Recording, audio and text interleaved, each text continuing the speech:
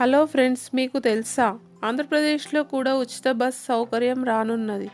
మరి ఈ స్కీమ్ ఎవరెవరికి వర్తిస్తుందో, ఇంకా ఇది ఎప్పటి నుండో తెలియాలంటే వీడియోని ఎండ్ వరకు చూడండి. తెలంగాణలో కాంగ్రెస్ ప్రభుత్వం వచ్చిన తర్వాత మహిళల కోసం మహాలక్ష్మి పథకంలోని భాగంగా ఉచిత బస్ సౌకర్యం అందించింది. ప్రతి తెలంగాణ మహిళలకు రాష్ట్రంలో ఎక్కడికి వెళ్ళడానికైనా ఉచిత బస్ సౌకర్యం కల్పించింది. ఇంకా మరి ఎన్నో పథకాలు అమల్లోకి తీసుకొని వచ్చింది.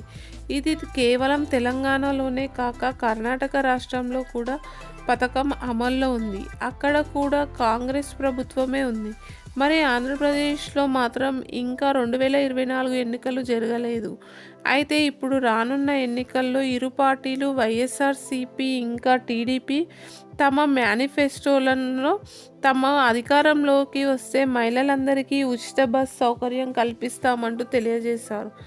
అయితే ఏ పార్టీ గెలిచినా ఆంధ్రప్రదేశ్ మహిళలకు రానున్న ఎన్నికల తర్వాత ఉచిత బస్ సౌకర్యం అమల్లోకి రానున్నది.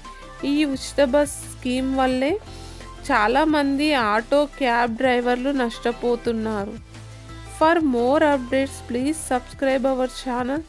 వీడియో నచ్చితే please like and share. Thanks for watching.